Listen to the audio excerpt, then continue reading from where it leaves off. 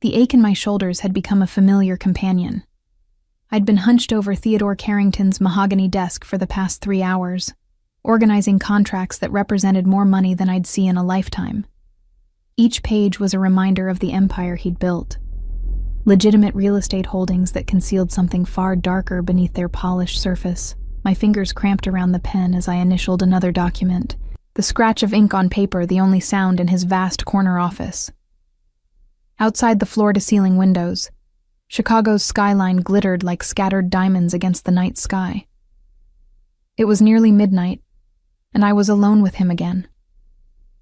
I could feel Theo's presence without looking up. He sat across the room in his leather armchair, ostensibly reviewing financial reports on his tablet, but I knew better. I'd learned to recognize the weight of his gaze over these 11 months working as his personal assistant. The air always changed when he watched me, grew heavier, electric, charged with something I didn't dare name. You missed a signature on page 7. His voice cut through the silence, deep and controlled. That voice had haunted my dreams for months now, whispering things I'd never let him say in reality. I flipped back through the stack, finding the blank line. Sorry, I'll fix it. You're tired. Not a question. He noticed everything. I'm fine, Mr. Carrington. I kept my tone professional, kept my eyes on the papers. If I looked at him now, with exhaustion lowering my defenses, I might do something foolish. Like let him see how much I wanted him. The leather creaked as he stood. I felt rather than saw him approach, every nerve in my body attuned to his movement. He stopped behind my chair, close enough that his cologne, something expensive and woodsy, enveloped me. How many times do I need to tell you to call me Theo? His hand came to rest on the back of my chair, just inches from my shoulder. We've worked together almost a year, Tessa. The formality is getting tiresome. My name in his mouth always sounded like a caress. I swallowed hard, forcing myself to stay still. It's more appropriate this way. Appropriate. He said the word like it tasted bitter. Is that what concerns you? Propriety? Everything about this concerns me, I wanted to say. The way my heart races when you walk into a room, the way I find excuses to work late just to be near you, the way I imagine your hands on me when I'm alone at night. Instead, I said, the contracts are almost finished. I should have everything ready for tomorrow's meeting with Mr. Volkov. The mention of his business associate shifted something in the air. Theo's hand moved from the chair to my shoulder, a touch so light it could have been accidental, but wasn't. Nothing Theo did was accidental. Dimitri is bringing someone new tomorrow, his enforcer apparently. His thumb traced a small circle against my blouse, sending heat spiraling down my spine. I want you in the meeting. I should have said no. These weren't the kinds of meetings a personal assistant typically attended. But I nodded, because saying no to Theo Carrington was like trying to stop a force of nature. Good. His hand lingered another moment before he stepped away, returning to his chair. Finish up. I'll have Marco drive you home. Marco, one of Theo's many security men who shadowed him everywhere. I'd gotten used to their presence. These silent sentinels who materialized from nowhere whenever Theo needed them. What I hadn't gotten used to was the way they all looked at me, like they knew something I was trying desperately to ignore. The rest of the documents took another hour. Theo stayed the entire time, working in companionable silence that felt more intimate than it should. When I finally stood to leave, stretching my stiff muscles, he was already on his feet. I'll walk you down. He didn't wait for agreement, just held the door open with an expectant look. The elevator ride to the ground floor was torture. We stood on opposite sides of the small space, but I felt him everywhere. His eyes tracked my reflection in the polished doors. My own face looked back at me, dark circles under hazel eyes, blonde hair escaping its professional bun, lips I'd chewed anxiously throughout the evening. You work too hard. Theo said quietly. A laugh escaped me before I could stop it. That's rich, coming from you.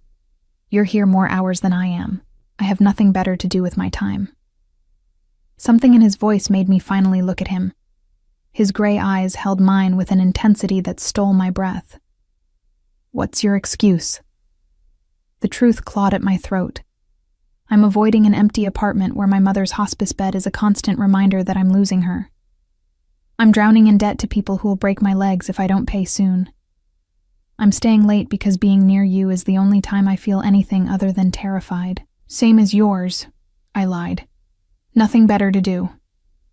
The elevator dinged. Marco waited by a sleek black car, his bulk unmistakable even in the dim parking garage. Theo's hand found the small of my back, guiding me forward. That simple touch sent electricity racing through my body. Tomorrow, 10 a.m., he reminded me as Marco opened the rear door. Don't be late. I slid into the car, acutely aware of his eyes following me. Only when Marco pulled away did I let myself sag against the leather seat, releasing the breath I'd been holding. My phone buzzed. A text from the hospice nurse. Your mother had a rough night. She's asking for you. Guilt crashed over me. I'd been so consumed with Theo, with this dangerous attraction, that I'd almost forgotten about Mom's latest treatment failure. The experimental drug that was our last hope had failed. Without it, she had maybe 3 months. 3 months. And I was $70,000 in debt to Vincent Russo, a loan shark whose patience had run out 2 weeks ago. The money I'd borrowed for Mom's treatment. The money I couldn't possibly repay on my assistant's salary. The money that was going to get me killed. I closed my eyes, letting the city lights blur past the window. Tomorrow's meeting with Dmitry Volkov. Tomorrow I'd sit across from Theo and pretend my world wasn't crumbling. Tomorrow I'd keep every desperate secret locked away and do my job. Tomorrow I'd face the man I couldn't have and remember all the reasons why. And the morning arrived too quickly. I'd spent the night at Mom's bedside, watching her labored breathing, holding her thin hand. She'd been beautiful once, before the cancer ate her from the inside out. Now she was a ghost of herself, fading a little more each day. You look tired, sweetheart, she whispered as dawn broke through the hospice room's window. I'm fine, Mom. I squeezed her hand gently. Just work stress. Her eyes, the same hazel as mine, studied my face. You're lying. You've always been a terrible liar.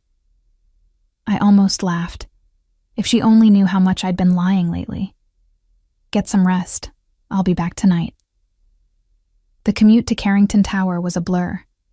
I changed in the building's restroom, swapping jeans for the navy pencil skirt and cream blouse I kept in my locker for emergencies. Professional armor to hide the fact that I was falling apart. Theo's office was on the 42nd floor. I'd barely stepped off the elevator when his door opened. He stood there in a charcoal suit that emphasized his broad shoulders, his dark hair swept back from a face that belonged on magazine covers if it weren't for the hardness in his eyes. That hardness spoke of violence, of power, of a man who'd built an empire through means I tried not to think about. You're early. His gaze swept over me, lingering on my face. But you look exhausted. Rough night? I'm fine, I said for the second time in as many hours. Where do you need me for the meeting? He studied me another moment, jaw tight, then gestured to his office. They'll be here in 30 minutes. I want you taking notes on everything discussed. Dimitri's new enforcer makes me nervous. I need every detail documented. I settled into the chair across from his desk, pulling out my tablet. Theo remained standing by the window, staring out at the city he controlled from this glass tower. The silence stretched, comfortable in a way that terrified me. How had this become comfortable? How had I let myself get so tangled up with a man who lived in shadows? Tessa. My name pulled me from my thoughts. Theo had turned from the window, hands in his pockets, expression unreadable. If something was wrong, you'd tell me, wouldn't you? The question caught me off guard. What do you mean? I mean you've worked for me for 11 months. In that time, you've been unfailingly punctual, thorough, professional. But the past few weeks, you've been distracted, worried. He took a step closer. I want to know why. Because I'm dying inside watching my mother fade. Because I owe money to a man who'll kill me if I don't pay. Because every moment with you makes it harder to breathe. Personal issues, I managed. Nothing that affects my work. Everything about you affects your work. Another step. He was close now, close enough that I had to tilt my head back to maintain eye contact. If you're in trouble, I can handle it.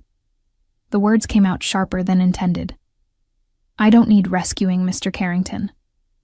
Something flashed in his eyes. Frustration, maybe, or hurt. But before he could respond, his phone buzzed. He glanced at it, jaw tightening. They're early. He straightened his tie, a habitual gesture I'd memorized. Remember, take notes on everything, especially anything that feels off. The next 10 minutes passed in tense preparation. Theo's demeanor shifted, the man I'd glimpsed moments ago disappearing behind a mask of cold authority. This was the Theo Carrington the city feared, the untouchable crime lord who'd taken his father's struggling organization and turned it into an empire. When Marco opened the door to admit Dmitry Volkov and his companion, I had my tablet ready, my expression schooled into professional neutrality. Dmitry I'd met before, a silver-haired Russian in his 50s with sharp eyes and an easy smile that never reached those eyes. He greeted Theo with the casualness of old associates, though I'd learned nothing in their world was ever casual. It was his companion who made my stomach drop. Vincent Russo, the loan shark I owed $70,000 to. The man whose calls I'd been avoiding for weeks. The man who'd promised to make an example of me if I didn't pay by the end of the month. Our eyes met across the room. Recognition flickered in his. Recognition and something worse. Calculation. Theo, my friend, Dmitry was saying. Let me introduce Vincent Russo, best enforcer I've ever worked with. Figured you two should meet. Theo's gaze swept over Vincent, assessing. I've heard the name. Your reputation precedes you. Vincent's smile was all predator. All good things, I hope. His eyes slid to me, lingering in a way that made my skin crawl. Though I have to say, Dmitry didn't mention you had such beautiful staff. The temperature in the room dropped 10 degrees. I felt it. The shift in Theo's energy. The way he went absolutely still beside his desk. When I dared glance at him, his expression was carved from ice. My assistant is off limits, Theo said quietly. Too quietly. I'd learned that when Theo got quiet, people got hurt. I'd suggest you remember that. Vincent raised his hands in mock surrender, but his smile widened. No offense intended, just making an observation. Make your observations elsewhere. Theo's voice could have frozen hell itself. He moved then, positioning himself between Vincent and me in a gesture so blatantly protective, it made my heart stutter. Tessa, take your notes from over there. He indicated a chair in the corner, farther from Vincent. I moved on autopilot, acutely aware of 3 sets of eyes tracking my movement. Dmitry looked amused. Vincent looked calculating. Theo looked murderous. The meeting should have proceeded to business. Instead, Vincent couldn't seem to stop looking at me. Every few minutes, his gaze would drift my way, appraising me like merchandise. And each time it did, Theo's jaw would tighten another notch. You seem distracted, Vincent, Theo finally said, his tone deceptively mild. Perhaps you'd prefer to have this meeting another time. Not at all. Vincent leaned back in his chair, completely at ease despite the death in Theo's eyes. I'm just trying to place where I've seen your assistant before. She looks familiar. My hands froze over the tablet. This was it. He was going to tell Theo about the debt, about how desperate I'd been, about everything I'd tried so hard to hide. I doubt you've met. Theo's voice was steel wrapped in silk. Tessa doesn't exactly run in your circles. Maybe not. Vincent's smile turned knowing. But Chicago's not that big. People cross paths. They don't cross paths with her. Theo stood, his full height imposing as he looked down at Vincent. Let me be absolutely clear, since you seem to be having trouble understanding. My assistant is mine to protect. That means she's untouchable. Do we understand each other? The word mine hung in the air like a declaration of war. I couldn't breathe, couldn't move, couldn't do anything but stare at Theo's back as he stood between me and Vincent like a wall of controlled fury. Dimitri cleared his throat. Perhaps we should reschedule. That won't be necessary. Theo cut him off. Vincent just needed a reminder about professional boundaries. I'm sure he's got it now. He turned those cold gray eyes on Vincent. Haven't you? Vincent's smile didn't waver, but something dangerous flickered in his expression. Crystal clear, Carrington. Your assistant is off limits, though you might want to ask her why she looks so nervous right now. My blood turned to ice. He was going to do it. He was going to destroy everything. Get out. Theo's voice was barely above a whisper, but it carried the weight of absolute command. Both of you. This meeting is over. Dimitri stood immediately, years of experience telling him when to retreat. But Vincent took his time, making a show of straightening his suit jacket, his eyes finding mine one last time. Pleasure meeting you, Tessa, he said, my name deliberate. I'm sure we'll be seeing each other again soon. The threat was unmistakable. And from the way Theo's hands clenched at his sides, he heard it too. When the door finally closed behind them, the silence was deafening. I couldn't look at Theo, couldn't face whatever questions he was about to ask. My entire body trembled as I clutched the tablet like a lifeline. Tessa. His voice was different now, not cold but searching. Look at me. I forced my eyes up. He'd moved closer, standing just a few feet away, his expression a mixture of concern and barely restrained violence. How do you know Vincent Russo? The question I'd been dreading, the one that would unravel everything. I don't, I lied, and watched something in his eyes shatter. Don't lie to me. He took another step forward. I've learned to read you over these months. You're terrified right now, and it's not because of me. It's because of him. So I'll ask again. How do you know Vincent Russo? My throat closed up. I couldn't tell him.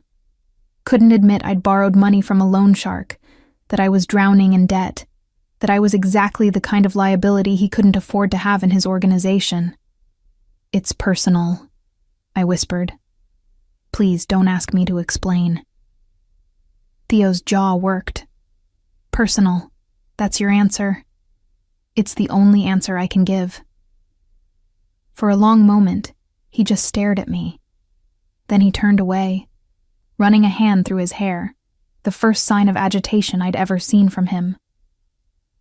I want you to go home, he said finally. Take the rest of the day. We'll talk about this tomorrow. Theo, that's not a request. He wouldn't look at me. Go home, Tessa.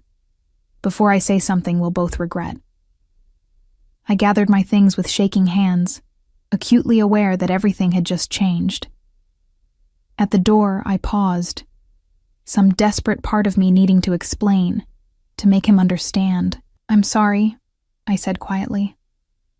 He didn't respond, didn't turn around, just stood there by the window, staring out at his city, while I walked away from the only safe thing in my crumbling world.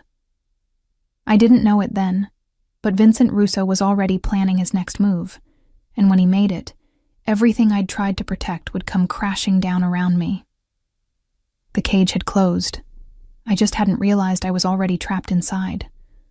The hospice room smelled of antiseptic and death. I'd been sitting by Mom's bed for 3 hours, watching her sleep, when my phone buzzed for the 15th time. I ignored it like I'd ignored the previous 14 calls from unknown numbers. Vincent was making his move. I'd expected it the moment I left Theo's office yesterday, but the speed still caught me off guard. First came the flowers, white lilies, the kind you send to funerals, delivered to the hospice with a card that read, "Time's running out." Then the texts from burner phones, each one a reminder of what I owed, what would happen if I didn't pay. But it was the photo that made my hands shake. A picture of me leaving Carrington Tower yesterday, taken from across the street. The message beneath it was simple. Your boss can't protect you from everything. I deleted it immediately, but the damage was done. Vincent knew where I worked, where my mother was dying, probably where I lived. He'd done his homework, mapping out every piece of my life he could use as leverage. "Tessa?" Mom's voice was barely a whisper. Her eyes opened, clouded with morphine, but still sharp enough to see through me. "What's wrong?" "Everything. My world is falling apart, and I can't stop it." "Nothing, Mom. Just work stress." The lie came easily now, practiced over weeks of hiding the truth. "How are you feeling?" "Like I'm dying." Her attempt at humor broke my heart. Which, to be fair, I am. She reached for my hand with fingers that felt like bird bones. "You look scared, baby." "Talk to me." I wanted to. God, I wanted to pour out everything. The debt, Vincent's threats, my impossible attraction to Theo, the way I felt like I was drowning with no way to surface. But she had enough burdens without adding mine to the weight. "I'm fine," I lied again. "Really, you should rest." Her fingers tightened on mine with surprising strength. "I'm your mother. I know when you're lying. Whatever's happening, whatever you're hiding." She broke off, coughing, and I had to help her sit up until the fit passed. When she could breathe again, her eyes held mine with fierce determination. "You've always been too proud to ask for help, just like your father, but pride is a luxury we can't afford anymore." Before I could respond, the door opened. I expected the nurse. Instead, Marco filled the doorway, his bulk somehow polite in the small room. "Miss Morgan." His gravelly voice was respectful but firm. "Mr. Carrington would like to see you, now." My stomach dropped. "I'm with my mother." "He's aware. He said to tell you it's urgent." Marco's expression softened fractionally as he looked at Mom. "We can wait in the hall while you say goodbye." The "we" registered. I glanced past him to see another of Theo's security men stationed outside. How long had they been there? How had I not noticed? "Go," Mom said, reading my hesitation. "Whatever this is about, it sounds important." I kissed her forehead, promised to return later, and followed Marco into the hallway. His partner, a younger man I didn't recognize, fell into step behind us. "How long have you been watching me?" I asked as we headed for the elevator. Marco's expression remained neutral. "Since you left the office yesterday. Boss's orders." "He's having me followed?" "He's having you protected." The distinction seemed important to Marco. "There's a difference." The elevator ride down was silent, but my mind raced. Theo had put security on me without asking, without telling me. Part of me wanted to be angry about the invasion of privacy. The larger part was terrified about what it meant. We exited into the parking garage where a black SUV waited, engine running. Marco opened the rear door, and I slid in before I could second-guess myself. The interior was leather and luxury, but it was the laptop open on the seat beside me that caught my attention. A note was stuck to the screen in Theo's decisive handwriting. "Watch this. Then we talk." I picked up the laptop with trembling fingers. The video was already queued up, time-stamped from this morning. Security footage from somewhere, a restaurant maybe, based on the booth seating visible in frame. Vincent Russo sat across from a man I didn't recognize. The audio was clear enough to hear their conversation. "So Carrington's assistant is the one who owes you?" the unknown man asked. Vincent's smile was cruel. 70 grand. She borrowed it for her mother's cancer treatment. Experimental drugs, very expensive, very unsuccessful. And she can't pay? Not even close, which is where it gets interesting. Vincent leaned forward, lowering his voice but not enough to escape the recording. Carrington's got it bad for her. Saw it yesterday. The way he looked at her, positioned himself between us. That's not just boss protecting employee. That's possession. So you use her to get to him? Better. I use her to make him vulnerable. Get her to feed us information, or threaten to tell Carrington about her debt and see him go ballistic trying to protect her. Either way, we leverage the weakness. Vincent's expression turned calculating. Dimitri wants to move against Carrington's territory. This girl is our way in. The video ended. I sat frozen in the back of the SUV, my blood ice in my veins. Vincent wasn't just collecting a debt. He was weaponizing it, using me to hurt Theo. The driver pulled up to Carrington Tower. Marco opened my door, his expression grim. 42nd floor. He's waiting. I made it to Theo's office on autopilot, my mind still processing what I'd heard. Marco opened the door for me, then closed it quietly, leaving us alone. Theo stood by his window again, his thinking spot, I'd learned. He didn't turn when I entered. "I've had Vincent Russo under surveillance for 6 weeks," he said quietly. "Dimitri's been making noise about expansion, and Vincent is his new muscle. I needed to know what they were planning." He finally turned to face me. In the afternoon light, I could see the shadows under his eyes, the tension in his jaw. He'd been up all night, I realized. Watching that footage, connecting the dots, understanding exactly how deep my trouble went. "I didn't know the woman he was talking about was you." His voice was carefully controlled, but fury simmered beneath. "Not until I saw this morning's footage. Then suddenly, everything made sense. Your distraction, your exhaustion, the fear in your eyes yesterday when he walked in.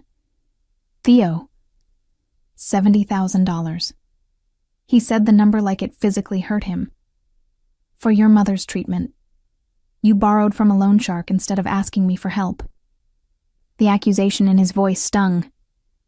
"We barely knew each other when I needed the money. You were my boss, not my—" I stopped, unable to finish the sentence. "Not my what? Friend? More? Not your what, Tessa?" He crossed the distance between us in 3 strides. "Finish that sentence. Tell me what you think I am to you." I backed up until I hit his desk. "My employer, that's all." "Liar."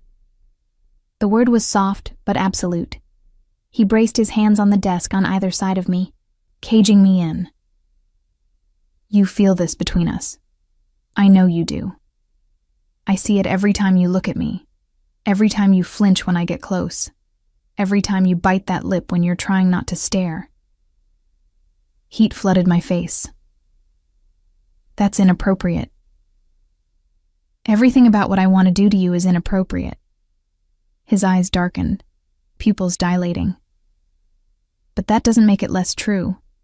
I've spent 11 months trying to be professional, trying to give you space, trying to ignore the fact that I want you so badly I can barely think straight. And the whole time, you were drowning and didn't trust me enough to tell me. It's not about trust. Then what is it about?" His voice rose for the first time. "Because from where I'm standing, you'd rather owe money to a man who wants to use you as a weapon against me than ask me for help. Do you know what that does to me? Do you understand what it means that you'd choose a loan shark over me? The raw pain in his voice stopped me cold. This wasn't just about the money or Vincent's threats. This was about me not coming to him, not seeing him as someone who would help. I couldn't ask you, I whispered. You're my boss. I can't mix up my professional life with my personal problems, and I definitely can't. I stopped again, but this time he wouldn't let it go. Can't what? His face was inches from mine now. Can't admit there's something between us? Can't acknowledge that we've been circling each other for months? Can't accept that I'd burn down half this city before letting Vincent Russo hurt you? Stop. My hands came up to press against his chest, feeling his heart hammering beneath expensive fabric. This can't happen. Whatever you think you feel, I don't think anything. I know. His hand cupped my face with devastating gentleness. I know that you're the first thing I think about when I wake up and the last thing on my mind before I sleep. I know that watching you work is the highlight of my day. I know that when Vincent looked at you yesterday, I wanted to put a bullet between his eyes for daring to let his gaze linger that long. My breath caught. You can't say things like that. Why not? Because it scares you? Because it makes this real? His thumb traced my cheekbone. I've terrified you from the beginning, haven't I? Not because of what I do, but because of how you feel when I'm near you. He was right. God help me. He was completely right. I was terrified. Of him, of this, of the way my body leaned into his touch despite every logical reason to pull away. Vincent will use me against you, I said desperately. That's his plan. Either I give him information, or he exposes the debt and watches you react. Either way, I'm a liability you can't afford. Let me worry about Vincent. His expression hardened. I've already handled the immediate threat, your debt, paid in full as of an hour ago. The money's been transferred to his account with instructions that you're no longer his concern. I went rigid. You paid... Theo, that's $70,000. I don't care if it was $700,000. His other hand found my waist, pulling me flush against him. You're mine to protect, Tessa. That means your debts are my debts. Your problems are my problems. Your mother's treatment is my concern. I can't let you do that. It's already done. His voice softened. Your mother needs a bone marrow transplant, doesn't she? The experimental drugs failed, and transplant is her only option now. My eyes burned with unshed tears. How did you... I know everything about you. Your mother's diagnosis, her treatment history, the fact that you've been tested and aren't a match. I know about your father dying when you were 12, about you putting yourself through community college while working 2 jobs, about the apartment you rent in a building with broken locks because it's all you can afford. His thumb caught a tear that escaped. I know you, Tessa, and I'm not letting you fight this alone anymore. The tenderness in his voice undid me completely. I'd spent so long being strong, being independent, refusing to need anyone. But Theo was offering something I hadn't had in years, someone to lean on, someone who saw my struggles and wanted to help carry the weight. Why? The question came out broken. Why do you care this much? His answer was simple, devastating. Because you're mine. Before I could respond, his phone buzzed. He released me with obvious reluctance, stepping back to check the message. His expression darkened. Vincent just withdrew the money. He looked up at me. Which means he knows I'm involved now. This just became personal for him. Not about the debt anymore, but about challenging me. Fear spiked through my relief. What will he do? He'll push back, try to prove I can't protect what's mine. Theo's jaw clenched. Which is why you're not going home tonight. You're staying at my penthouse where I have security. We'll deal with your mother's situation tomorrow. I'm having her transferred to a private facility with better care while we search for a donor match. Theo, that's too much. It's not enough. He pulled me back against him, his embrace almost desperate. Don't you understand yet? I would give you everything, Tessa. My money, my protection, my life if necessary. Because the thought of losing you, of Vincent or anyone else hurting you. His voice roughened. It's not something I can tolerate. I should have pulled away, should have maintained boundaries, kept things professional. Instead, I let myself lean into his strength, breathing in his scent, allowing myself this moment of being held by someone who actually wanted to shoulder my burdens. I'm scared, I admitted against his chest. I know. His lips brushed my hair. But you don't have to be scared alone anymore. The phone buzzed again. Then again. Theo tensed, reading the messages over my shoulder. When he cursed under his breath, I knew it was bad. What is it? He turned the phone so I could see. Security footage from the hospice, timestamped 20 minutes ago. Vincent Russo walking through the lobby, heading toward the elevators, toward my mother's room. Marco, Theo barked into his phone. Get to St. Catherine's Hospice now. Russo's there. I want him nowhere near Trudy Morgan, understand? Use whatever force necessary. He hung up, then pulled me toward the door. We're going, now.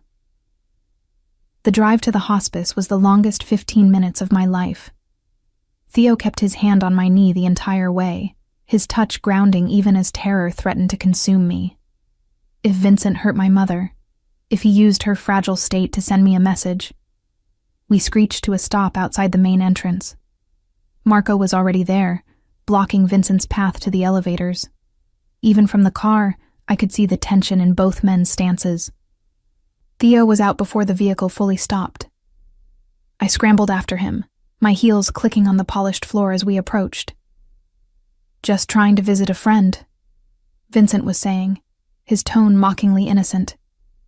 You don't have friends in this building. Marco's voice was granite. Turn around and leave. Last warning. Vincent's eyes found me behind Theo. Tessa, I was hoping to run into you. Wanted to thank you for the unexpected payment. Very generous of your boss. Stay away from her mother, Theo said quietly. Too quietly. This is between us now. Leave Tessa and Trudy out of it. But that's not as fun. Vincent's smile was all teeth. See, I realized something today. You care about this girl. Really care. That makes her valuable in ways beyond the money she owed me. He looked at me. You should ask your boss what happened to the last person he cared about, Tessa. Ask him about Elena Volkov. Theo went absolutely still. Get out, now, before I forget we're in a public place. Something in Theo's voice must have convinced Vincent he'd pushed far enough. He raised his hands in surrender, backing toward the exit. This isn't over, Carrington. Not by a long shot. Only when Vincent disappeared through the doors did Theo turn to me. The raw emotion on his face stole my breath. Fury and fear, and something that looked almost like grief. Who's Elena Volkov? I asked. His expression shuddered. Someone I failed to protect. Someone I lost because I didn't see the threat until it was too late. He cupped my face between his hands. That's not happening with you. I won't let it. The vow in his voice was absolute. And as he led me to the elevator, his hand never leaving mine, I realized the cage hadn't just closed. I'd willingly walked into it. And God help me, I didn't want to leave. Mom was sleeping when we reached her room. The morphine drip had been increased, the nurse explained quietly, after she'd become agitated following a visitor. My blood ran cold at the confirmation. Vincent had gotten to her before Marco arrived. What did he say to her? I demanded, my voice sharper than intended. The nurse looked uncomfortable. He asked about you, where you lived, where you worked, information she refused to give him. That's when she became upset, and we had to sedate her. Theo's hand found the small of my back, steadying me. "Thank you. We'll sit with her for a while." Once we were alone, I sank into the chair beside Mom's bed, taking her hand in mine. She looked so fragile, her skin paper thin, her breathing shallow. The idea of Vincent in this room, threatening her, using her to get to me. I should have told you sooner. The confession spilled out before I could stop it. About the debt, about Vincent, about all of it.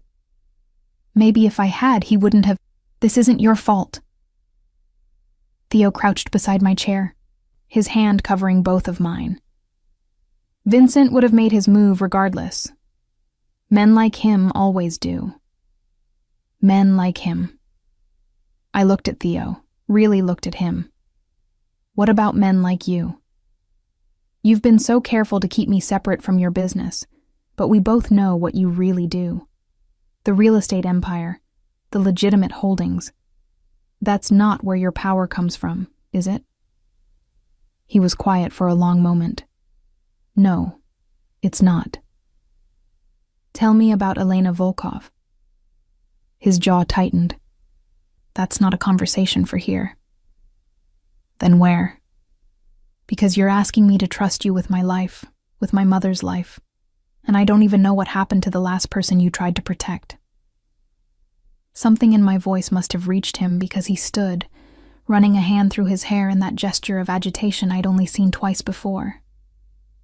Fine, but not here. Your mother needs rest. And this conversation...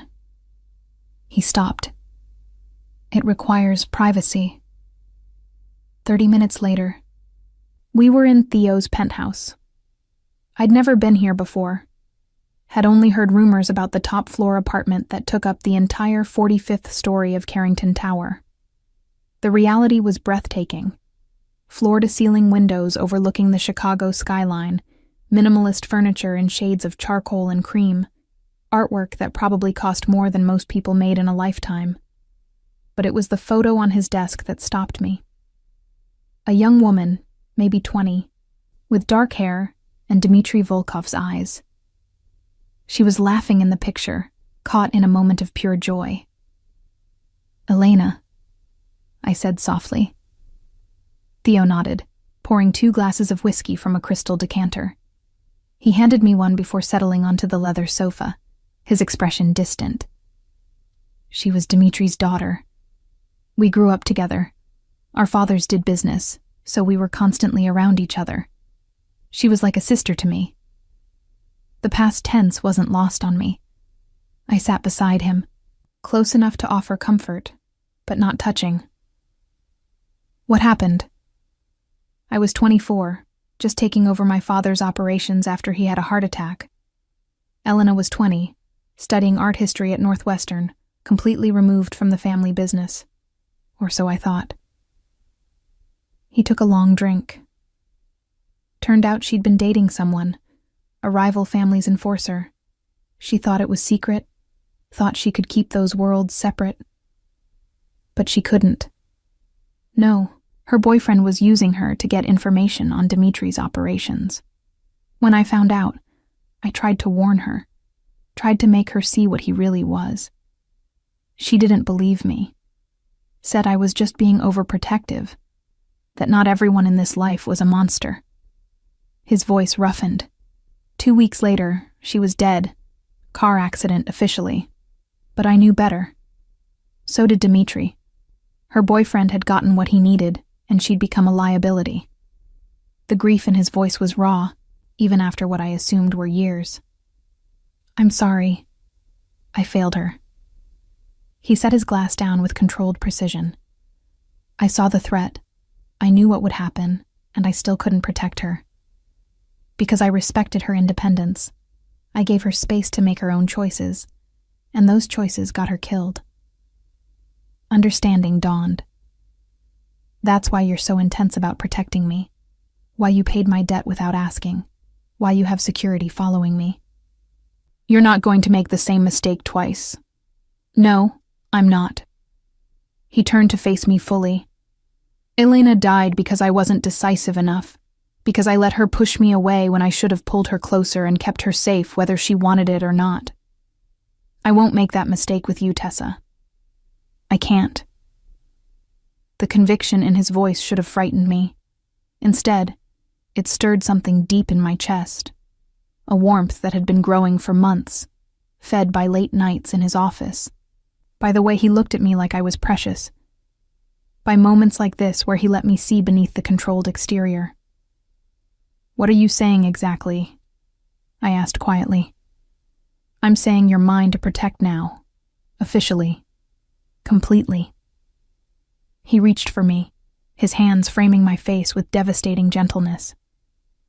"I'm saying I've spent 11 months trying to keep things professional, trying to give you space, trying to ignore what I feel every time you walk into a room.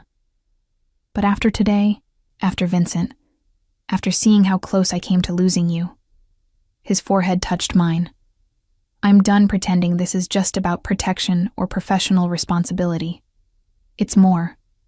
You're more." My heart hammered against my ribs. "Theo, I know the risks. I know you work for me, that there's a power imbalance, that this complicates everything. I know you probably think I'm being possessive and overbearing and crossing a dozen lines." His thumb traced my lower lip.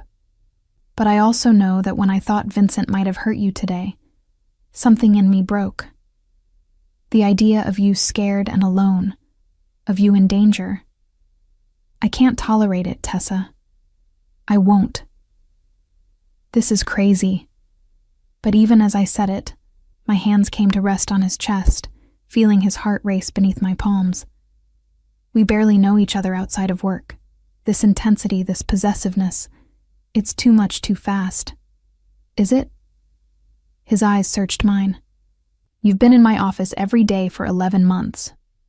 I know how you take your coffee, black with 1 sugar, but only in the morning. You drink it plain after noon. I know you bite your thumbnail when you're concentrating, that you tuck your hair behind your right ear when you're nervous, that you have a small scar on your left wrist from a childhood bike accident. I know you're left-handed, but you learned to use your right because your father was left-handed, and after he died, using your left felt wrong." Each observation hit like a physical touch. I hadn't realized he'd been paying such close attention, learning me the way I'd been learning him. "I know you prefer chocolate to vanilla," he continued, his voice dropping lower. "That you hate wearing heels but do it anyway because you think it makes you look more professional. I know you read mystery novels on your lunch break and always skip to the last page first because you can't stand not knowing how it ends. I know your mother's favorite flowers are sunflowers, that you wanted to be a writer before life got in the way, that you're terrified of deep water because you almost drowned when you were 8. Stop." My voice broke. "How do you know all of that?" "Because I've been obsessed with you since the day you started working for me." His confession was raw, unguarded. "You walked into that interview wearing a suit 2 sizes too big, borrowed from someone, I later found out, and you looked me in the eye and told me you weren't qualified for the position, but you were desperate and willing to work harder than anyone else I could hire. That honesty, that fire. I was lost right then." The memory flooded back. I'd been so nervous that day, fresh from being laid off from my previous job, drowning in my mother's medical bills even then. I'd applied for the assistant position expecting nothing, and somehow Theo had looked past my lack of qualifications and given me a chance. "You hired me because you were attracted to me?" The question came out accusatory. "No, I hired you because you were hungry and honest and clearly smarter than your resume suggested. The attraction was just," he smiled wryly, "an unexpected complication, one I've spent almost a year trying to ignore. Why tell me now?" "Because Vincent forced my hand. Because keeping you at arm's length isn't keeping you safe. It's making you vulnerable. If you're going to have a target on your back because of me, you deserve to know why." His hands tightened on my face. "You deserve to know that this isn't just protection. It's possession. It's wanting you so badly I can barely function. It's needing you close where I can keep you safe and see you and know you're okay." My breath came in short gasps, This was too much, too intense. But God help me. Part of me wanted it. Wanted him. Had wanted him for months while telling myself it was impossible. Inappropriate. Dangerous.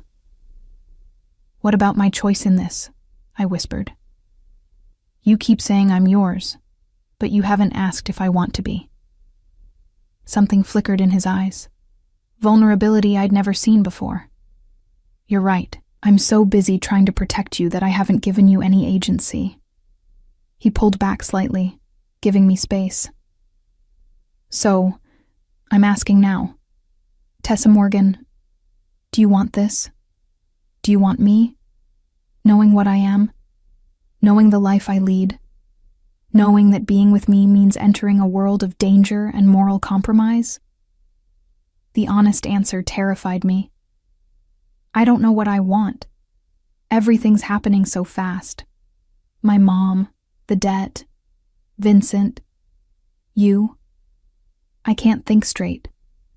Then don't think. His voice was pure temptation. For once, don't analyze or overthink or worry about all the ways this could go wrong. Just tell me, when I touch you like this. His fingers traced down my throat. "Do you want me to stop?" "No." The admission escaped before I could censor it. "When I look at you the way I am right now, like I want to devour you, does it scare you?" "Yes." My hands fisted in his shirt. "But not the way you think. It scares me because I want it. Because every time you get close, I forget all the reasons why this is a terrible idea." His smile was slow, predatory. "Good. Because I'm done giving you space to overthink this. I'm done pretending I don't want you. I'm done being professional when all I want is to make you mine in every way that matters." He kissed me then, not gentle, not asking permission, but claiming. His mouth moved over mine with desperate hunger, and I responded instinctively, matching his intensity. My fingers tangled in his hair as his hands gripped my waist, pulling me into his lap. This was madness. We were in his penthouse.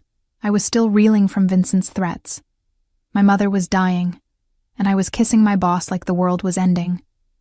But none of that mattered when Theo's tongue swept against mine, when his hand slid beneath my blouse to find bare skin, when he groaned my name like a prayer. "Say it," he demanded against my lips. "Say you're mine." Some last vestige of self-preservation made me hesitate. This doesn't solve anything. Vincent's still a threat. My mother's still dying. All our problems are still... I'll handle Vincent. I'll get your mother into the best treatment facility in the country and we'll find a donor. I'll solve every problem you have, Tessa. But I need you to give me this. His eyes burned into mine. I need you to choose me. Choose us. Choose to stop fighting this thing between us. The desperation in his voice undid me. Here was one of Chicago's most powerful men, someone who could have anything he wanted, begging me to choose him. Not demanding, not taking, asking. "What happens if I say yes?" I asked. "What does choosing you mean exactly?" "It means you let me protect you. It means you stop trying to handle everything alone. It means..." He took a shaky breath. "It means you're mine, and I'm yours. Completely. No more boundaries, no more professional distance. Just us, figuring this out together." The offer was tempting. Too tempting. Because beyond the physical attraction, beyond the heat between us, was something deeper. Theo saw me. Really saw me.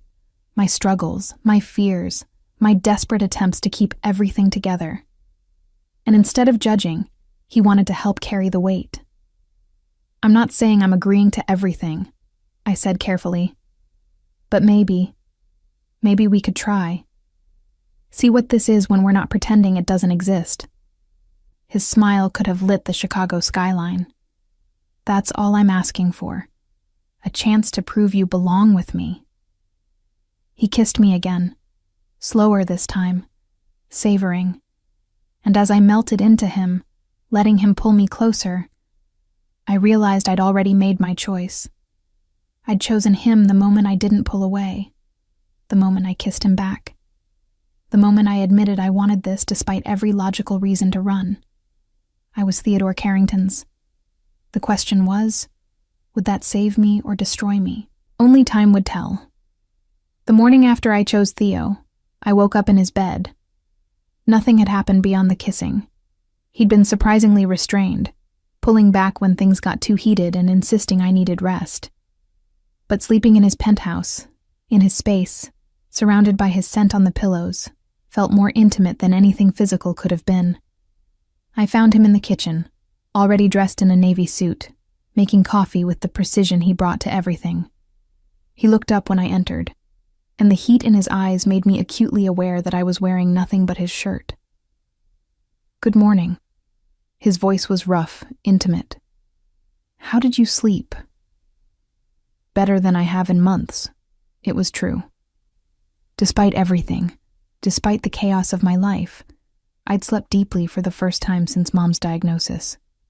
He crossed to me, handing me a cup of coffee prepared exactly how I liked it.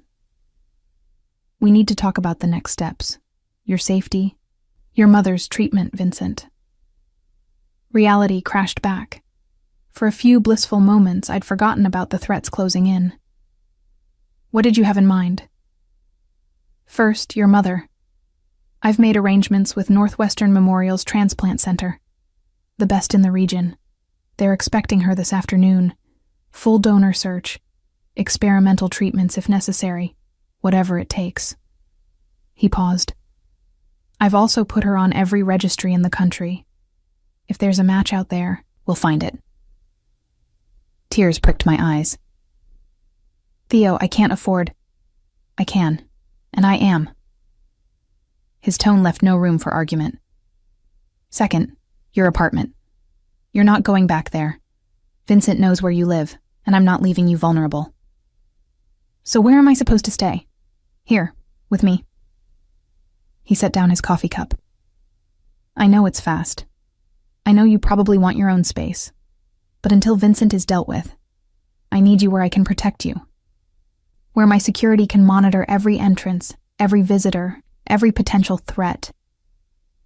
The cage was closing again, but this time I couldn't summon the energy to fight it. He was right. My apartment wasn't safe. And the truth was, being near Theo felt safer than anywhere else. "For how long?" "Until I've eliminated the threat." His expression hardened. "Which brings me to Vincent. I've put word out through my channels. He's to stay away from you, your mother, anyone connected to you. But Vincent's ambitious. He won't back down just because I told him to." "So what happens now?" "Now we wait for him to make his move, and when he does, I end him." The casual way he said it sent chills down my spine. "In the meantime, you'll have security with you at all times. Marco during the day, Stefan at night. Non-negotiable." I should have argued. Should have insisted I didn't need constant guards. But after yesterday, after seeing Vincent at the hospice, I knew better. "Okay." Surprise flickered across Theo's face. "Okay? No argument?" "You were right yesterday. I've been too proud to ask for help, too stubborn to admit I was drowning. But I'm done pretending I can handle this alone." I moved closer, my hands finding his chest. "If you're offering to help my mother, to protect us both, I'm not going to let pride get in the way." His arms came around me, pulling me flush against him. "You have no idea how long I've waited to hear you say that." The next few days settled into a new rhythm. Mornings with Theo before he left for meetings I wasn't invited to. Days spent at Northwestern with Mom, who'd been transferred to a private suite that looked more like a hotel room than a hospital. Evenings back at the penthouse, where Theo and I navigated this new intimacy with careful steps. We hadn't slept together yet, not fully. He seemed determined to give me time to adjust, to make sure I was choosing this for the right reasons. But the tension between us built with each passing day, Each heated kiss that stopped just short of more. Each night I fell asleep in his arms, wanting things I was afraid to name. It was on the 4th day that everything shifted. I was at the hospital with Mom when my phone buzzed. A text from an unknown number. Meet me in the parking garage. Level 3. Come alone or your mother has an accident. My blood turned to ice. I looked up to find Mom sleeping peacefully, her monitors steady. Nothing seemed wrong, but the threat was clear.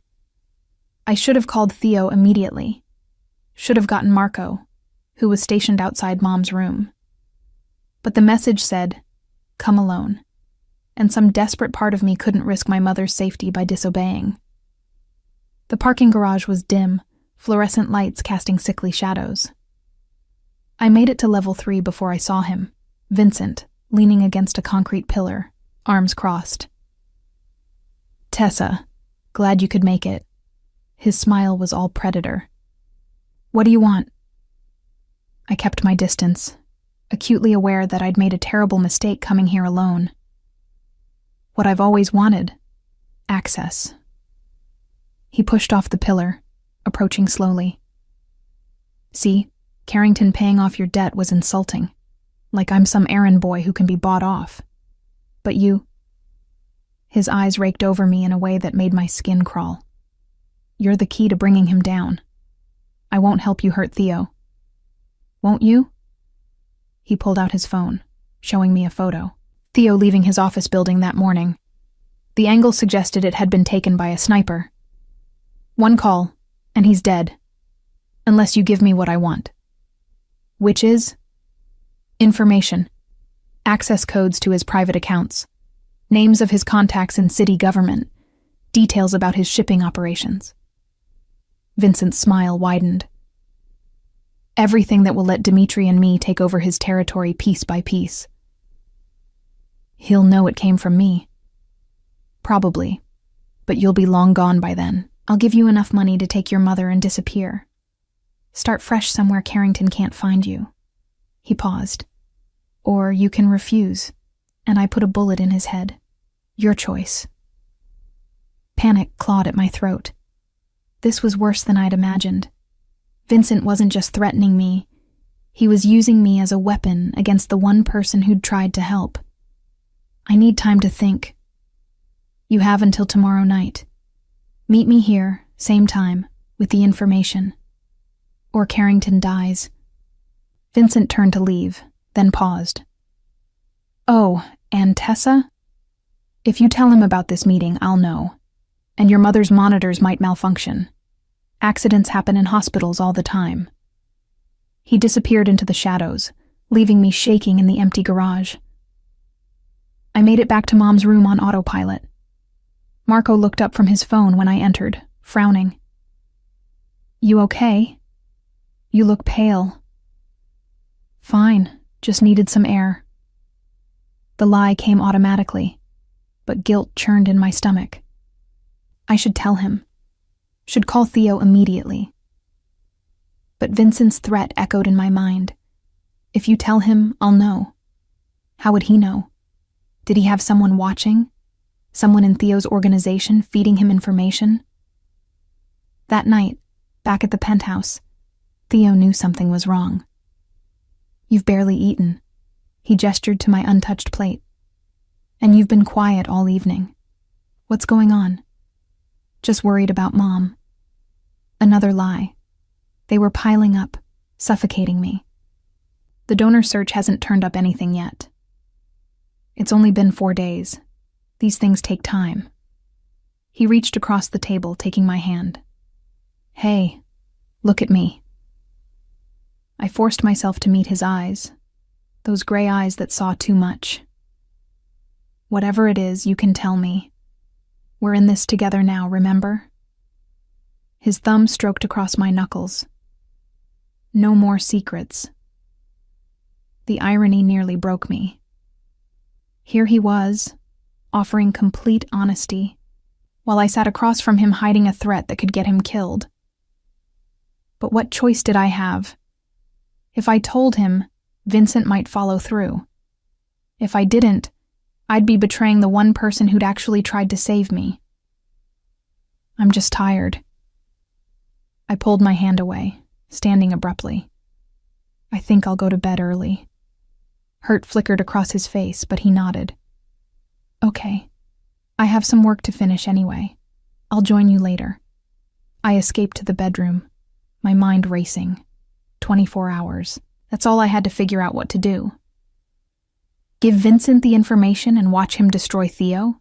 Refuse and risk Theo's life along with my mother's? Tell Theo everything and hope Vincent was bluffing about having eyes inside the organization? I was still wrestling with the impossible choice when the bedroom door opened an hour later. Theo entered, already loosening his tie, his expression troubled. We need to talk. He sat on the edge of the bed, his body language tense, and this time, I need you to be completely honest with me.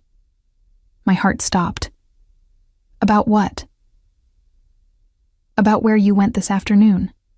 Marco said you disappeared for 20 minutes. Security footage shows you going to the parking garage. His eyes held mine. Who did you meet, Tessa? The direct question shattered my resolve.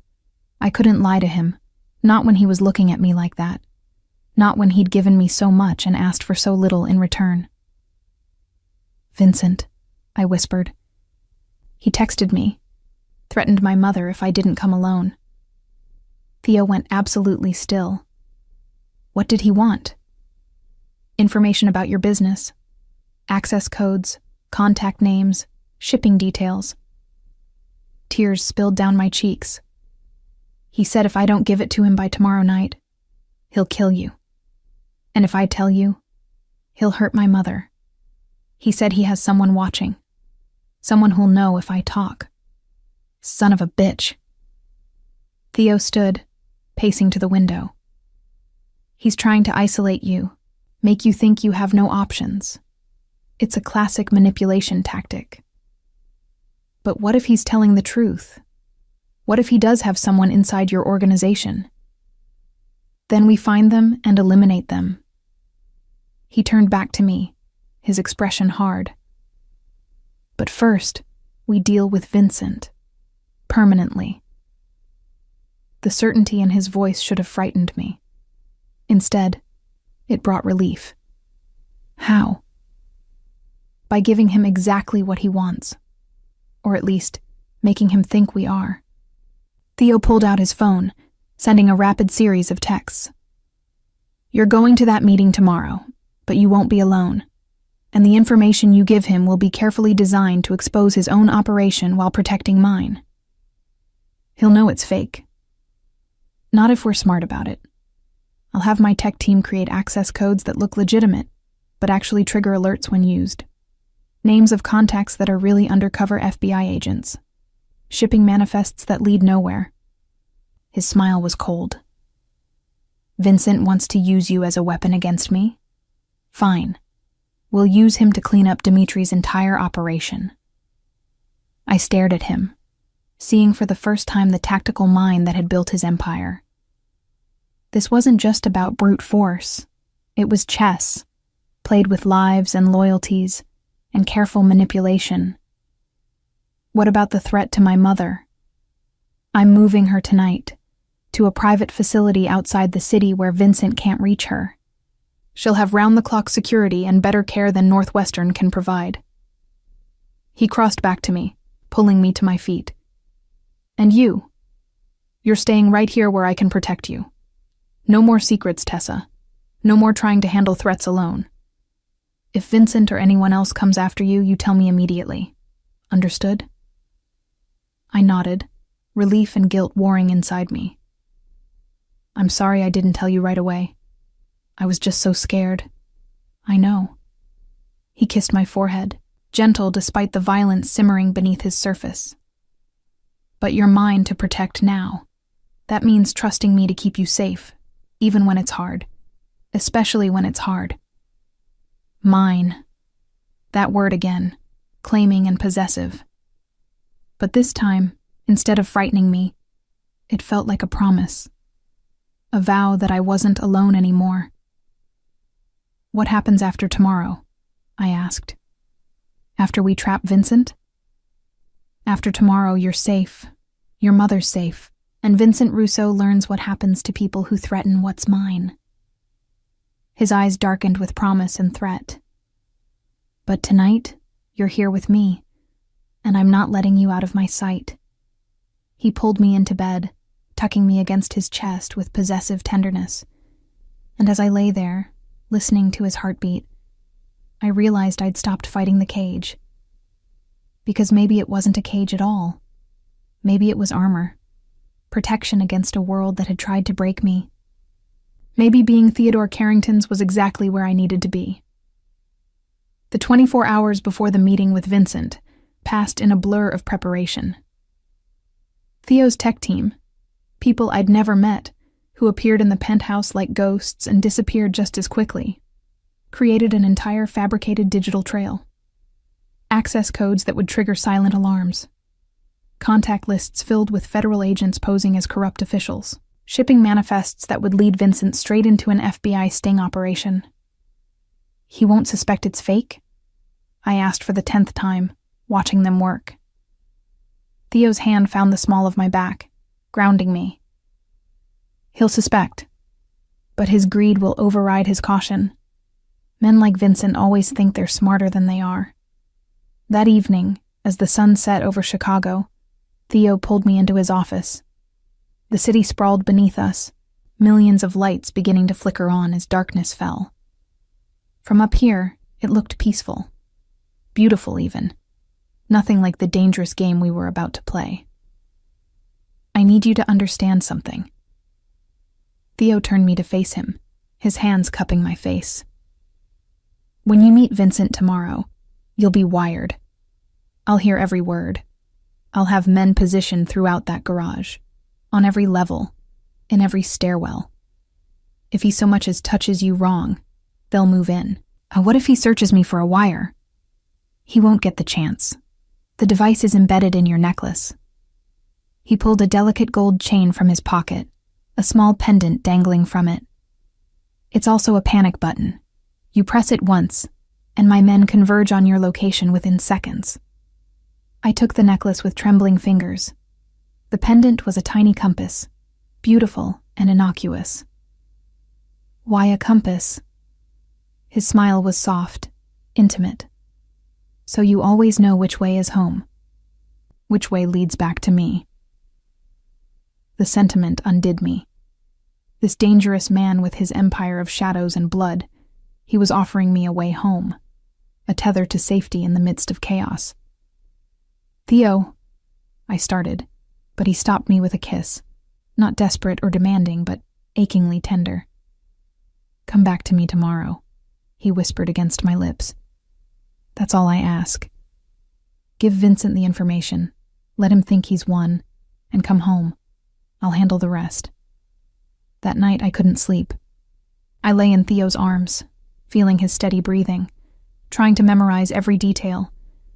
The way his hand rested possessively on my hip, the warmth of his chest against my back, the security of being held by someone who'd burn the world down before letting harm come to me. You're thinking too loud, he murmured in the darkness. I can practically hear your mind racing. I'm scared. The admission came easier in the dark. What if something goes wrong tomorrow? What if Vincent figures it out and... Then I kill him. Simple. Absolute. I've been playing nice, Tessa, trying to handle this through proper channels. But if he threatens you directly, if he so much as raises his voice at you, I'm done being civilized.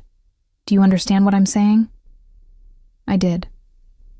I understood that Theo's restraint had limits, that his protection came with a price, violence delivered on my behalf, blood spilled to keep me safe. I should have been horrified. Instead, I felt something closer to relief. I understand, I whispered. His arms tightened around me. After tomorrow, this is over.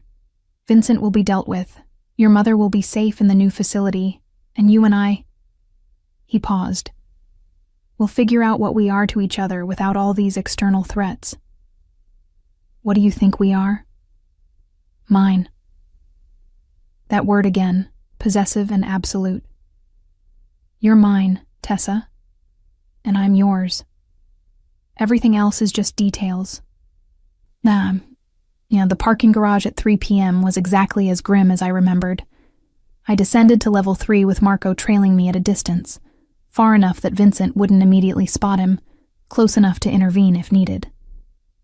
The necklace Theo had given me felt heavy against my throat, a reminder of the lifeline I carried. Vincent was waiting in the same spot, arms crossed, that predatory smile firmly in place. Tessa. Right on time. I appreciate punctuality. I have what you wanted. I held up the USB drive that Theo's team had prepared. Everything you asked for. Access codes, contact lists, shipping manifests. Just like that? No fight, no attempt to protect your boyfriend? Vincent's eyes narrowed. I'm almost disappointed. He's not my boyfriend. He's my boss. The lie tasted bitter. And I'm not dying to protect his criminal empire.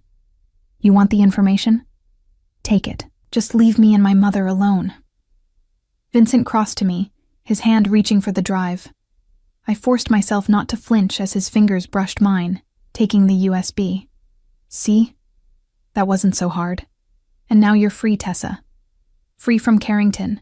Free from the debt. Free to disappear and start over. That's it? You'll just let me go? Why wouldn't I? I've got what I need. Carrington's entire operation on a silver platter thanks to you. He pocketed the drive. Though I have to say, I'm curious. Does he know you're here right now? Does he know his precious assistant is selling him out? The question was a test. I kept my expression neutral. He thinks I'm at the hospital with my mother. He doesn't know about any of this. Good. Vincent's smile widened. Then there's no reason for him to connect you to what happens next. When his accounts start getting drained, when his contacts start getting arrested, when his entire empire comes crashing down, you'll be long gone. Just another employee who quit without notice. Disgust churned in my stomach, but I kept it hidden. When do I get the money you promised? Impatient, are we? Don't worry. Give me 24 hours to verify this information is legitimate, and I'll wire you $100,000. More than enough to take Mommy and disappear. He turned to leave, but paused, looking back at me over his shoulder. You know, you're smarter than I gave you credit for. Most women in your position would have told Carrington everything, trusted him to protect them. But you understood the truth. In this world, everyone's expendable. Even pretty little assistants that bosses think they're in love with. The words hit harder than they should have. Was that what I was to Theo? Someone he thought he loved until I became inconvenient?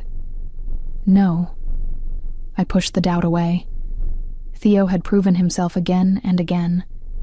This was Vincent playing mind games, trying to shake my confidence. Goodbye, Vincent. I turned and walked away, forcing myself not to run, not to show fear. Only when I reached the stairwell where Marco waited did I let myself breathe. You did good, Marco said quietly, falling into step beside me. Boss heard everything. He's moving on Vincent now. Now? But I thought we were waiting for him to use the information. Change of plans. Vincent made a mistake. Marco's smile was grim. He threatened you directly. Told his associate earlier today that once he verified the data, he was going to kill you anyway. Couldn't risk you going back to Carrington and warning him. Ice flooded my veins. He was going to kill me? He was going to try. But Boss has had Vincent's communications tapped since yesterday.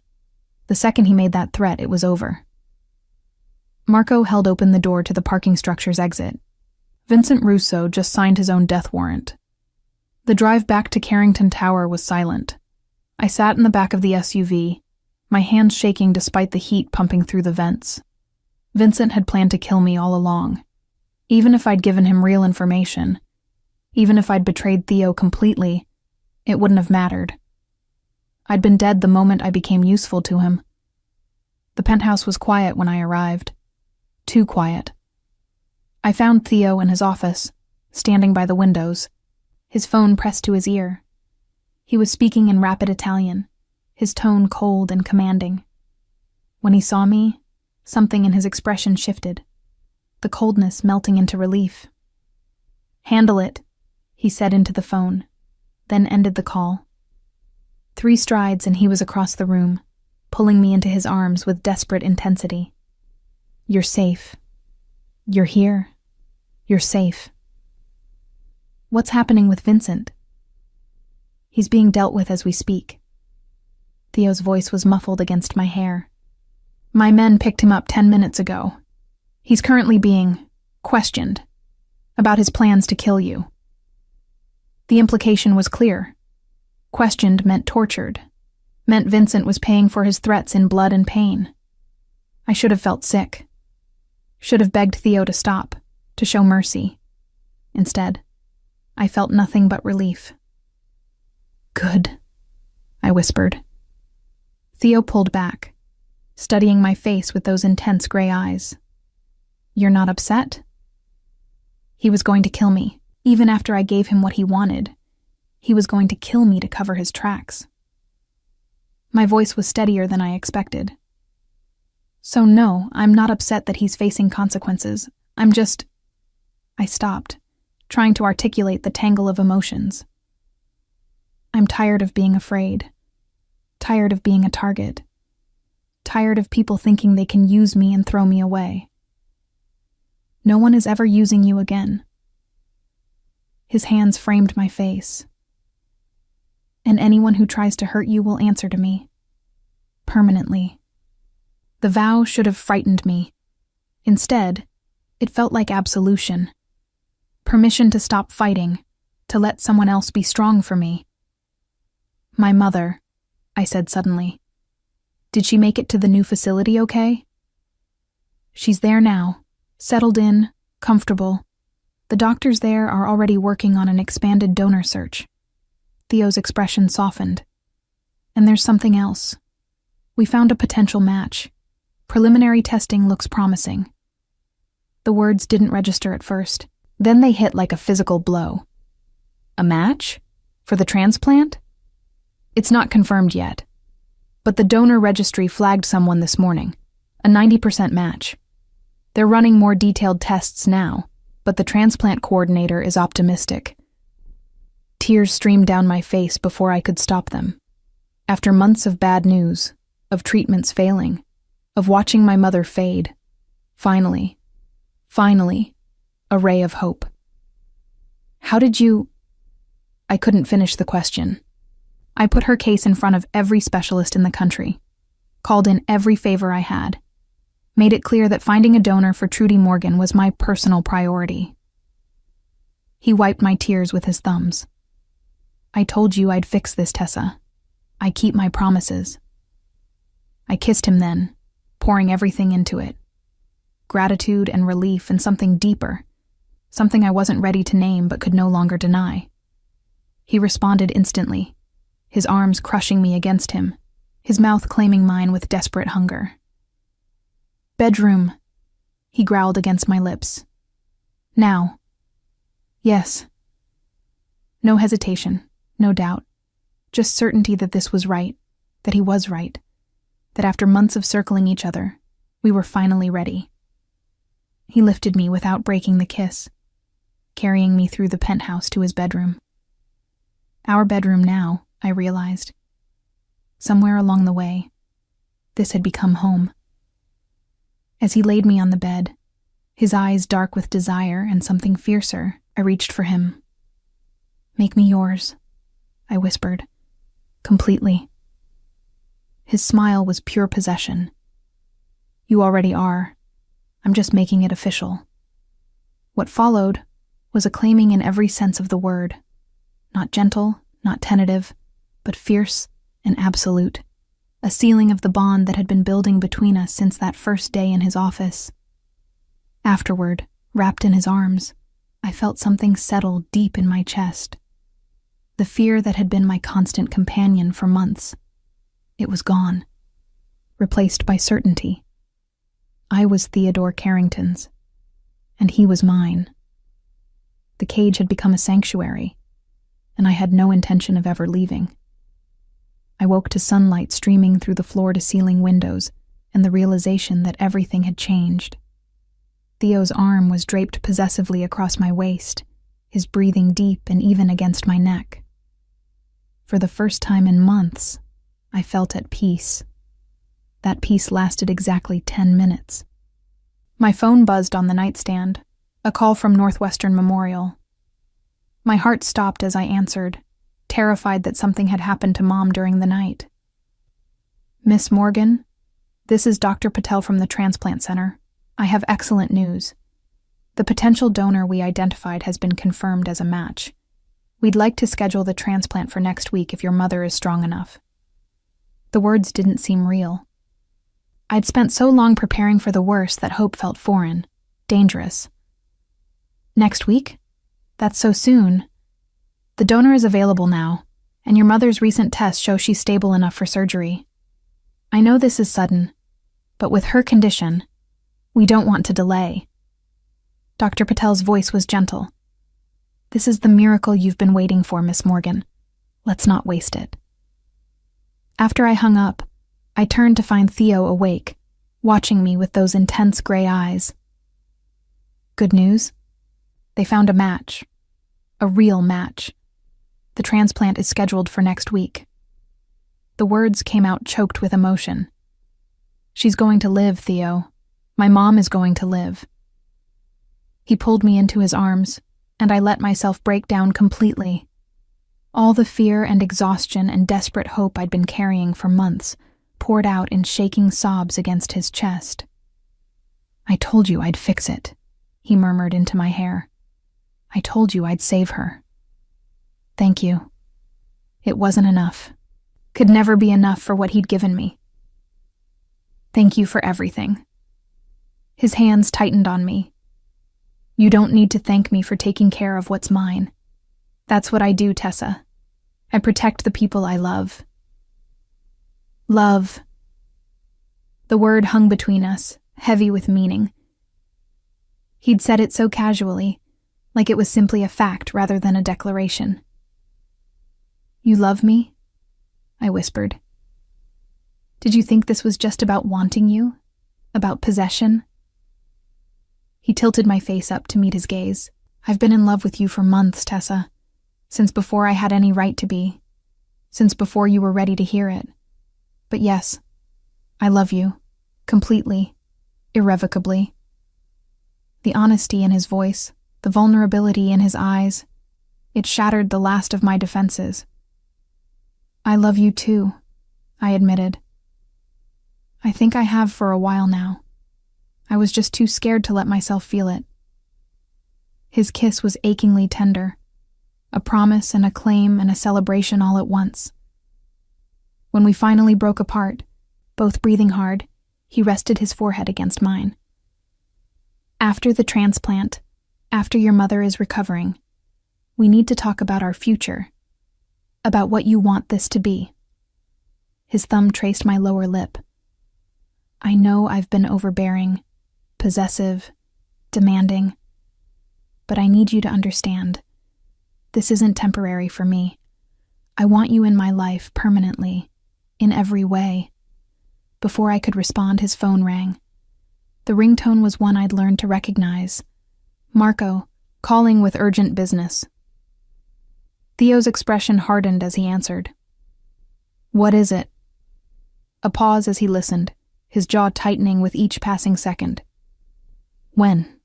How many?" "No, keep her there. I'm on my way." He was out of bed before hanging up, already pulling on clothes with efficient precision. "Get dressed. We need to go to the hospital, now." Fear spiked through me. What's wrong? Is it my mother? "Your mother is fine, but there's been a situation." His voice was controlled, but I could see the fury simmering beneath. "Vincent had associates we didn't know about. They just tried to gain access to your mother's floor at Northwestern. Security stopped them, but..." But they know where she is. The realization made my blood run cold. Even after everything, they're still coming after her. After me. Not for long. Theo's voice promised violence. Get dressed. You're coming with me, and we're ending this today. 20 minutes later, we were at Northwestern, surrounded by what seemed like a small army of Theo's security. The transplant floor had been locked down, no one in or out without clearance, and in a private waiting room, 2 men sat zip-tied to chairs, bleeding and terrified. These are the ones who tried to access your mother's room, Marco explained. They had fake visitor passes and a detailed plan of the floor layout. Theo circled the men like a predator. Who sent you? Neither answered. Theo nodded to Marco, who stepped forward with a knife that caught the fluorescent light. The message was clear: talk or bleed. Dmitry Volkov, one of them finally gasped. He sent us. Said Vincent failed.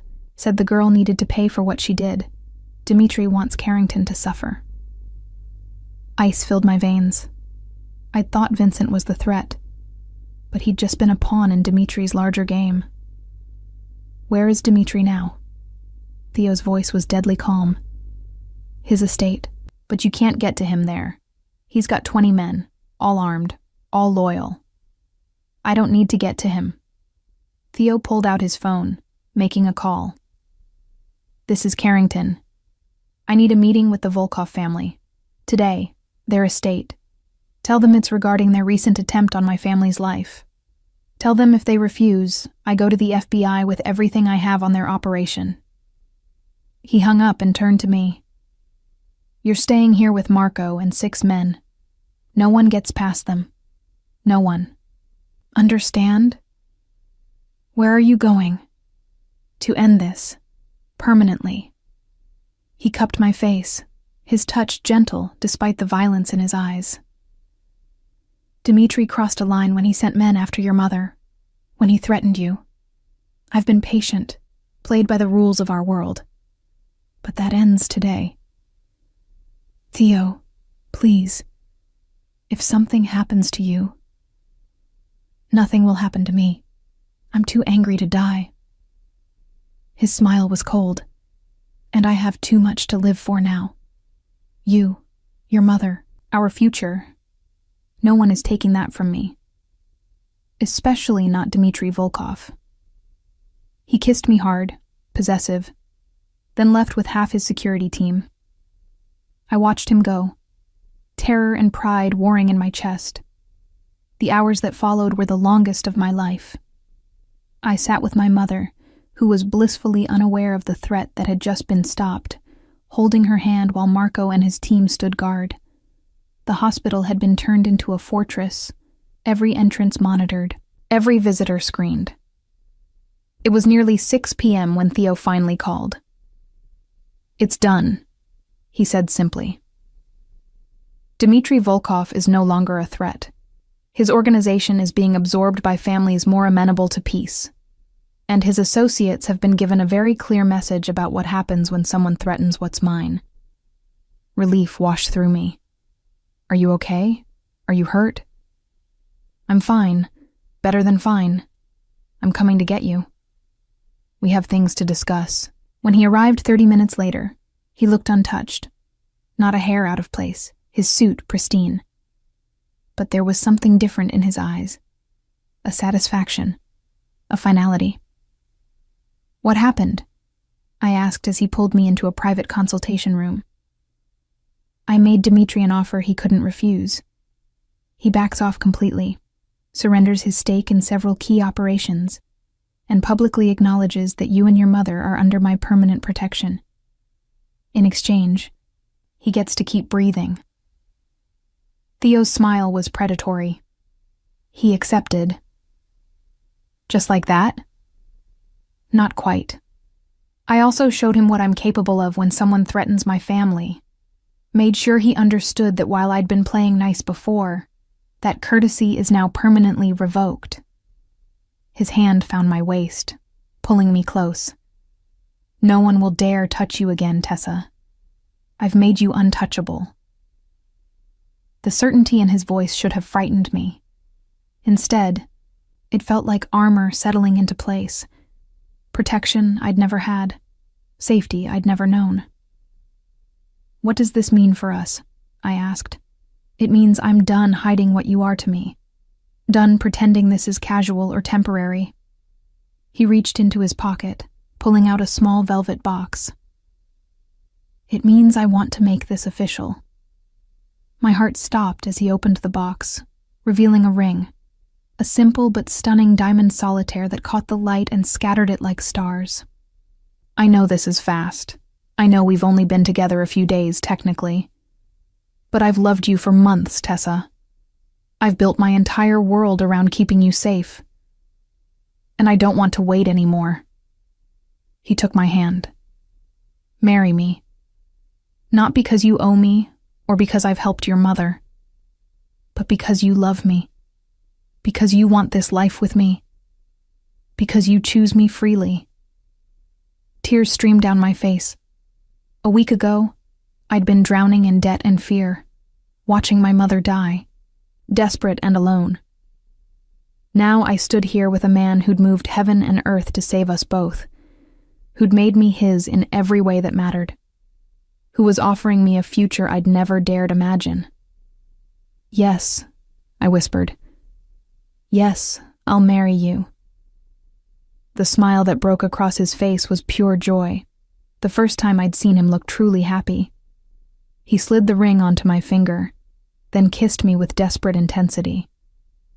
"You're mine now," he murmured against my lips. "Officially. Completely." "Yours?" I agreed. "And you're mine. Always."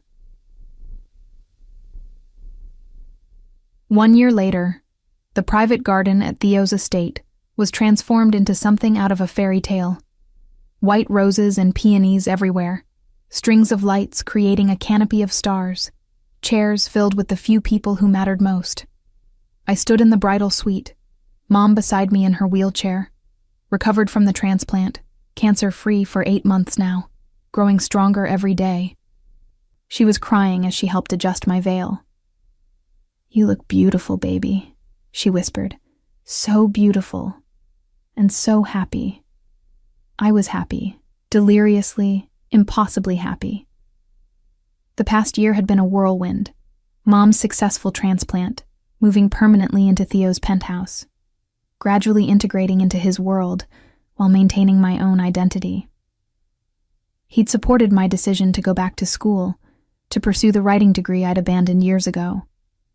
I'd learned to navigate his business empire, become someone the family's respected, proven I was more than just Theo's weakness. I was his strength, his partner, his equal. "It's time," Marco said from the doorway, looking uncomfortable in his formal tuxedo. "Boss is getting anxious." I laughed, kissing Mom's cheek before taking Marco's offered arm. He'd become like a brother over the past year, and it felt right that he'd walk me down the aisle. The ceremony was small, just family and close associates, but when I stepped out into the garden and saw Theo waiting at the altar, the rest of the world disappeared.